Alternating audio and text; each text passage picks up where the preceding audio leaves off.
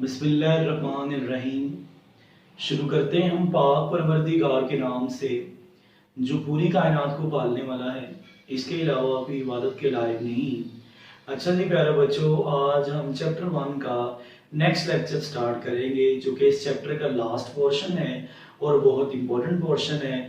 इसमें से 2 से 3 लॉन्ग क्वेश्चन जो कई बार पेपर में रिपीट हुए हैं वो आते हैं। Then our topic name is biology and the service of mankind. Biology and the service of mankind में मेजर 3 चीजें हम डिस्कस करेंगे। First one is food production, second one is combating diseases. Combating disease का मतलब है बीमारियों को control करना।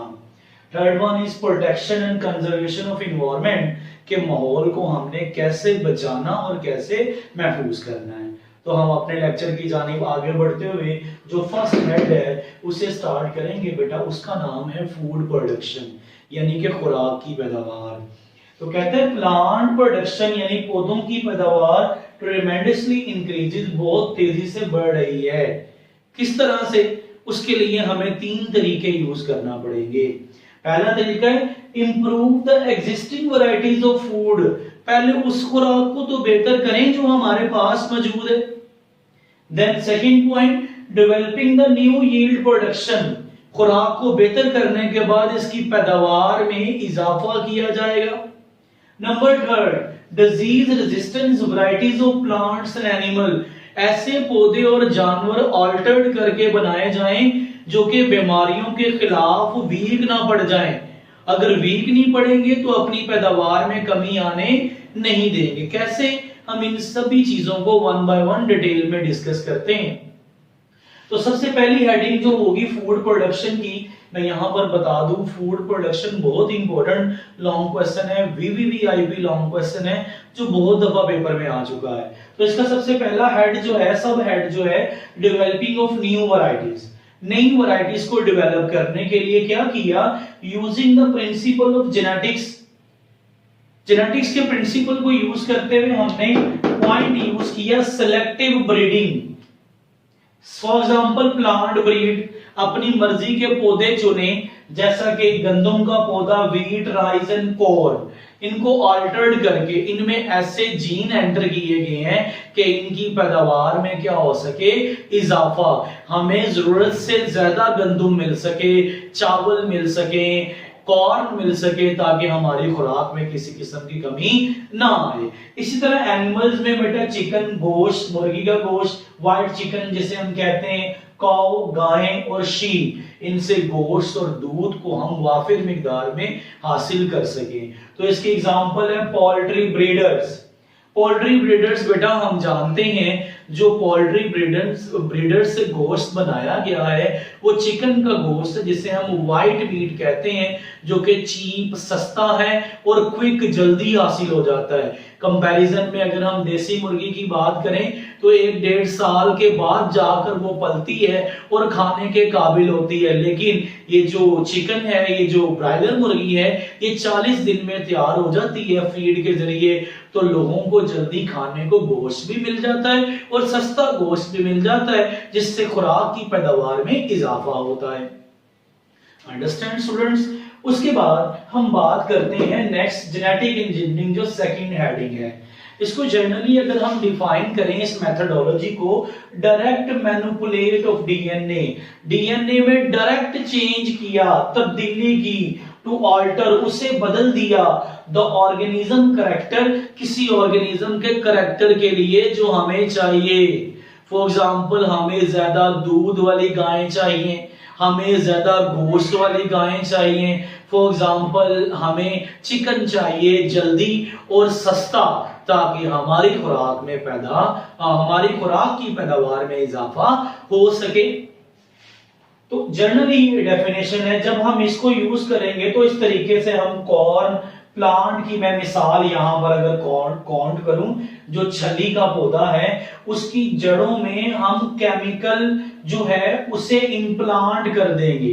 कैसे? By adding the desirable gene trait, वो ट्रेड जो हमें चाहिए ताकि हम क्या कर सकें? Use to kill the insect, क्योंकि आम तौर पर आमतौर पर जो कॉर्न प्लांट है उसे इंसेक्ट्स तबाह कर देते हैं। डिजीज रेजिस्टेंस बनाने के लिए हमें इसकी रूट्स में डिजायरेबल केमिकल्स को एंटर करना पड़ेगा। अगर इंसेक्ट इस कॉर्न प्लांट पर अटैक करें तो वो केमिकल इंसेक्ट्स को किल कर दें और बीमारी भी ना हो और खुराक की पैदावार में इजाफा भी हो जाए। इसी तरह ट्रांसजेनिक प्लांट और ट्रांसजेनिक एनिमल्स हैं। ट्रांसजेनिक का मतलब है फॉरेन डीएनए, ऐसे पौधे जिसमें कोई और डीएनए शामिल किया है, जैसे मैंने कॉर्न प्लांट की अभी एग्जांपल दी। इसी तरह ट्रांसजेनिक एनिमल ऐसे एनिमल जिनमें फॉरेन डीएनए एंटर किया जाए ताकि अपनी मर्जी के ट्रेड को हम हासिल कर सके। यहीं पर एक header cloning, production of identical copies को हासिल करना by the method of asexual reproduction. और इसी की एक टेक्निक है टिश्यू कल्चर। टिश्यू कल्चर में क्या होता है? ग्रोथ ऑफ टिश्यू और सेल सेपरेटिंग फ्रॉम प्लांट। किसी पौधे से कोई एक टिश्यू या कोई एक सेल सेपरेट करके उसको क्या किया जाए, लिक्विड मीडियम में ग्रो करवाया जाए और हूबहू वो वैसा ही पौधा बने जैसा के पेरेंट था। इसे बोलते हैं टिश्यू कल्चर टेक्निक। अच्छा बेटा, उसके बाद हम बात करते हैं नेक्स्ट हेडिंग की। नेक्स्ट हेडिंग है केमिकल कंट्रोल। केमिकल कंट्रोल की जरूरत हमें तब पड़ती है जब प्लांट पैथोजिन यानी पौधों में बीमारियां फैलती हैं, जो कि प्लांट जैसा कि फंजाई और पेस्ट। फंजाई भी पौधों में बीमारियां फैलाते हैं और पेस्ट पौधों को नुकसान करने वाले। ठीक है बेटा, इनसे होगा क्या? कहते हैं ये फंजाई और पेस्ट जो है ना, वीक द प्लांट्स, पौधों को कमजोर कर देंगे, रिड्यूस द यील्ड, पैदावार में कमी कर देंगे, जो हमारे लिए मसले का बाइस है। तो फिर क्या करना पड़ेगा? बड़ा सादा सा हल है, हम केमिकल से स्प्रे कर दें। केमिकल्स को यूज करेंगे। फंजीसाइड ऐसे केमिकल है जो कि पौधों में फंजाई को किल कर देंगे, जो फंजाई पौधों पर अटैक कर रही थी। इंसेक्टिसाइड्स ऐसे केमिकल है जो इंसेक्ट्स को किल कर देंगे। फायदा तो हो गया, खुराक की पैदावार में इजाफा हो गया, लेकिन इन पौधों में जो फल और सब्जियां हैं वो अपने अंदर इन टॉक्सिक मटेरियल्स को पोजेस कर लेते हैं, जो कि फिर poses the toxicity problem in humans. फिर इंसान इनको खाते हैं तो ये प्रॉब्लम इंसानों में कन्वर्ट होती है और बीमारियां फैलाती है। और as well as environmental pollution, इससे माहौल में गंदगी भी बढ़ती है। तो इसका एक तरफ अगर फायदा है तो दूसरी तरफ नुकसान है। तो नेक्स्ट मेथड है बायोलॉजिकल कंट्रोल। ये ऐसा मेथड है जिसमें बीमारियों पर काबू पाने के लिए by use a living organism, कोई जिंदा जानदार इस्तेमाल किया जाएगा। फॉर एग्जाम्पल, एफिड एक ऐसा इंसेक्ट है जो वॉलनट ट्री यानी अखरोट के दरख्त के ऊपर अटैक करता है और सारी फसल को तबाह कर देता है। साइंटिस्ट ने बड़ा आसान हल था, स्प्रे कर देते, लेकिन साइंटिस्ट ने कहा नहीं, स्प्रे करने से, केमिकल करने से नुकसान है। साइंटिस्ट ने एक ऐसा कीड़ा ढूंढा जिसका नाम है वैस, तो जिसे आप पंजाबी में भूंड कहते हैं, डीमो कहते हैं, जो काटता है, डंग निकालता है अपना। ये वैस भी इसी वॉलनट ट्री की फसल में छोड़ दिया जाएगा और ये वैस क्या करता है? पैरासाइटाइज कर देता है एफिड को, जिससे एफिड मर जाता है और वॉलनट ट्री को नुकसान नहीं पहुंचता और किसी जानदार को नुकसान भी नहीं पहुंचता जो कि वॉलनट ट्री को खाता है। तो इट्स मीन फसल भी बच गई, पैदावार में भी इजाफा हो गया और माहौल में कोई गंदगी भी नहीं फैली। Is it clear? उसके बाद नेक्स्ट हमारे पास जो पार्ट है उसका नेम है IDM. Abbreviation of IDM is integrated disease management, कि हमने बीमारी पर कैसे काबू पाना है। बड़ी शॉर्ट सी डेफिनेशन अगर हम देखें, effective control of all particular disasters diseases, यानी अच्छा खासा कंट्रोल उन बीमारियों पर जो ज्यादा फैलती हैं उसको कंट्रोल करने के लिए जो हम टेक्निक यूज करते हैं वो आईडीएम। या अगर हम इसको ओवर आसान करें, ऑल कॉमन डिजीजेस, तमाम आम बीमारियां कैन बी अचीव्ड हासिल हो सकती हैं बाय यूजिंग, इस्तेमाल करने से, ऑल रेलिवेंट, जो रेलिवेंट है, एंड अप्रोप्रिएट, और जो ताल्लुक रखते हैं, मेथड ऑफ डिजीज कंट्रोल जाके, ताकि जिससे बीमारी को कंट्रोल किया जा सके। तो बेटा इसमें हमारी कम्युनिटी भी इन्वॉल्व है। जब 2-3 साल पहले प्यारे बच्चों कोरोना वायरस हुआ तो उस वक्त तो कोई वैक्सीन नहीं बनी थी, तो WHO की तरफ से जो मतलब हिंट दिए गए कि हाथों को बार बार सैनिटाइज करें, मुंह में से नाक और चेहरे को ढांप के रखें, क्योंकि इन्हीं के जरिए जो कोरोना वायरस है हमारी बॉडी में एंटर होता है। तो ये सब चीजें इसी में शामिल होती हैं, जिसमें कम्युनिटी भी अपना रोल परफॉर्म करती है। खैर वो ज्यादा वाइड डिटेल हो जाएगी, तो ये सिंपल सी डेफिनेशन है, या ये दोनों में से आप कोई कर सकते हैं। उसके बाद है बेटा हाइड्रोपोनिक कल्चर टेक्निक। इस टेक्निक की जरूरत इसलिए पड़ी क्योंकि soil is a complex medium. जमीन जो थी एक पेचीदा सा मीडियम थी। अब जमीन के अंदर हम आंखों से नहीं देख सकते जब तक हम इसे खोद ना ले। Impossible to conduct experiment for plant. तो फिर साइंटिस्ट ने पौधों के एक्सपेरिमेंट के लिए एक टेक्निक जनरेट की, हाइड्रोमीन वाटर। पॉनिक का मतलब ग्रो करवाना, कल्चर टेक्निक खुद के बनाए हुए मीडियम में। तो एक मीडियम लिया जिसको हम कल्चर मीडियम कहते हैं, उसमें एरेटेड वाटर डाला, उसमें वो एसेंशियल न्यूट्रिएंट्स डाले जो किसी भी प्लांट की ग्रोथ के लिए जरूरी हैं, और उसमें सीड एंटर कर दिया। फिर सीड ग्रो हुआ, सीडलिंग हुई, रूट्स निकली, स्टेम निकला, और इसके अलावा लीव्स बने, और ये सब चीजें बनती हुई और इनमें मटेरियल को ट्रांसपोर्ट होता हुआ साइंटिस्ट ने देखा। तो साइंटिस्ट का मकसद पूरा हो गया। इसीलिए तो कहता है हाइड्रोपोनिक कल्चर की फार्मिंग नहीं की जा सकती, इसके बड़े बड़े खेत नहीं बनाए जा सकते, ये सिर्फ एक्सपेरिमेंटेशन के लिए है। और एस्ट्रोनॉट्स को मशवरा दिया गया कि इन फ्यूचर आप यूज, क्योंकि आपने खला का सफर करना होता है कई महीनों और कई सालों का। अगर आपके पास खुराक खत्म हो जाए तो आपके पास एरेटेड वाटर भी होता है, एसेंशियल न्यूट्रिएंट्स भी होते हैं, कुछ प्लांट्स के सीड्स ले जाएं, आप वहां पर सब्जियां उगा के अपनी जरूरत को पूरा कर सकते हैं। सिर्फ ये भी कहा गया है, अभी किसी ने इसे परफॉर्म नहीं किया। तो फूड प्रोडक्शन का जो लास्ट पार्ट है वो है प्यारे बच्चों पास्चराइजेशन। पास्चराइजेशन को डेवलप किया लुइस पास्चर ने, one of the great microbiologist. इसके बगैर माइक्रोबायोलॉजी की स्टडी कंप्लीट नहीं होती। इसने क्या डिस्कवर किया? Use the preservation of milk and milk product. इसने एक ऐसा मेथड बताया जिससे दूध और दूध से हासिल होने वाली प्रोडक्ट्स को बचाया जा सकता है। फॉर एग्जाम्पल अगर हम इस मेथड की डिटेल देखें, heating of a liquid in food, जो लिक्विड है उसको हीट करें, उसमें जो खुराक है वो किल कर देगी पैथोजेनिक बैक्टीरिया को, टू मेक इट सेफ, तो इसे बचाया जाएगा फॉर फ्यूचर यूज। तो बेटा ये फूड प्रोडक्शन वाला लॉन्ग क्वेश्चन था जो बहुत ही इंपॉर्टेंट है। अब हम सेकंड हेड की बात करते हैं। प्यारे बच्चों जो सेकंड हेड है हमारे पास वो है डिजीज कंट्रोल, जिसको भी हमने कंबैटिंग डिजीज के नाम से भी पढ़ा है। इसका मतलब ये है कि हम बीमारियों पर कंट्रोल कैसे कर सकते हैं। इसके 3 तरीके हैं, preventive measure first one, second one is vaccination and third one is drug treatment. तो सबसे पहले नंबर पे हम प्रिवेंटिव मेजर की बात करेंगे। प्रिवेंटिव मेजर का मतलब प्यारे बच्चों ये है हमने बीमारियों से बचना कैसे है। उसके लिए हमें बीमारी का कॉज पता होना चाहिए, उसके लिए हमें बीमारी का मोड ऑफ ट्रांसमिशन यानी बीमारी कैसे कन्वर्ट होती है उसका पता होना चाहिए, और उसके लिए हमें मेजर्स का पता होना चाहिए कि हमने बीमारी से बचना कैसे है। फॉर एग्जांपल हम यहाँ पर 2 एग्जांपल्स को डिस्कस करेंगे, एड्स और हेपेटाइटिस।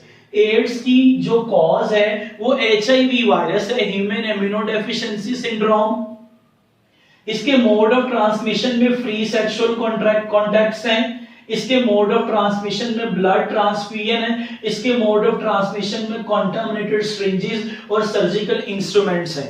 मेजर्स क्या है? ख्याल करना चाहिए कि फ्री सेक्सुअल कांटेक्ट ना करें, ब्लड लेते वक्त ख्याल करें कि वो बंदा जो खून दे रहा है कहीं वो एड्स का पेशेंट तो नहीं। तो सिरिंज लगाते हुए डॉक्टर से पूछ लें भाई आप पुरानी सिरिंज का इस्तेमाल तो नहीं कर रहे जो पहले किसी पेशेंट पे यूज किया है, और सर्जिकल इंस्ट्रूमेंट्स हाइजीन होने चाहिए, क्लीन होने चाहिए, ये मेजर्स हैं। इसी तरह हेपेटाइटिस की बीमारी है, उसका कॉज है H वायरस, उसमें मोड ऑफ ट्रांसमिशन है ब्लड ट्रांसफ्यूजन, बीमारी कैसे फैलती है, कॉन्टामिनेटेड सिरिंजेस हैं और सर्जिकल इंस्ट्रूमेंट है। इसके मेजर में भी यही है कि खून लेते हुए देखें कि कभी कहीं हेपेटाइटिस के पेशेंट से खून तो नहीं ले लिया, कॉन्टामिनेटेड सिरिंजेस का इस्तेमाल तो नहीं कर लिया। These are the measures. तो नेक्स्ट हमारे पास इसकी सेकंड टाइप है vaccination and immunisation.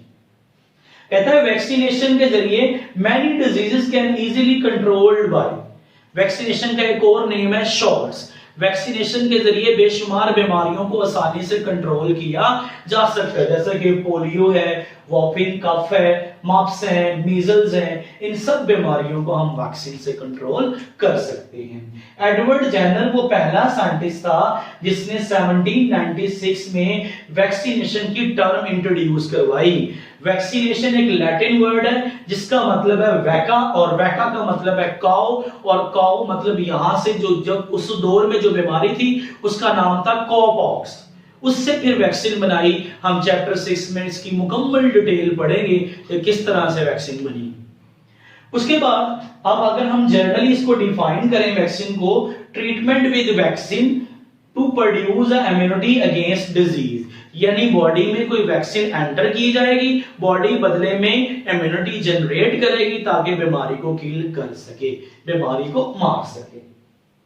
Some diseases the individual are early vaccinated make them immune to those diseases। बचपन में ही बच्चों को पोलियो के ड्रॉप्स पिलाए जाते हैं, बच्चों को इंजेक्शंस लगते हैं मम्प्स एंड मीजल्स के, तो वो अर्ली वैक्सीनेशन होगी ना। इन फ्यूचर अगर बच्चों को कोई बीमारी हो भी जाए तो उस बीमारी से लड़ने के लिए बच्चों की बॉडी में पहले से ही मौजूद हो एंटीबॉडी, ताकि बीमारी बच्चों पर हैवी ना हो सके। Is it clear? उसके बाद फिर हम बात करते हैं जनरली एक्सप्लेन अगर हम करें, इट इज क्लेम्ड दैट, ये दावा किया जाता है small pox totally eliminated from the world, पूरी दुनिया से स्मॉल पॉक्स की बीमारी खत्म हो गई। कैसे? By using this technique of vaccination and immunization. उसके बाद the scientists continuously develop the vaccine for different diseases। Scientist अभी तक इस कोशिश में लगे हैं कि मुख्तलिफ बीमारियों की वैक्सीन बनाएं। 2001 में साइंटिस्ट ने एड्स जैसी बीमारी को एडमिनिस्टर किया ताकि हम इससे बच सकें, लेकिन बदकिस्मती से इसकी परमानेंट वैक्सीन नहीं बन सकी, क्योंकि हमें पता ही नहीं कि हर बार कितनी डिजीजेज हैं और एक जैसी डिजीजेज हर बार नहीं आती, वो डिफरेंट होती हैं, इसलिए अभी तक वैक्सीन बन नहीं सकी। एक वर्ड है इम्यूनाइजेशन जो कि लास्ट वर्ड है, the process of inoculation of any foreign antigen to producing the artificial immunity. Body में कोई भी फॉरेन एंटीजन अगर आ जाए तो हमारी बॉडी उससे बचने के लिए एंटीबॉडी बनाती है ताकि बॉडी को बचा सके। तो प्यारे बच्चों, ये हमारा आज का लेक्चर था। इसमें किसी भी किस्म का कोई क्वेश्चन, कोई प्रॉब्लम अगर किसी स्टूडेंट को है तो बेटा आप लोग कमेंट सेक्शन में पूछ सकते हैं। मेरी वीडियो अगर अच्छी लगी है तो इसे लाइक भी कीजिएगा, सब्सक्राइब भी कीजिएगा, ताकि हर नई आने वाली वीडियो पर वक्त आप तक पहुंच सके। और इसे मैक्सिमम शेयर भी कीजिएगा ताकि जो नीडी स्टूडेंट्स हैं जो फी बेयर नहीं कर सकते वो easily learn bio with Khurram से बायोलॉजी के लेसन को सीख सके।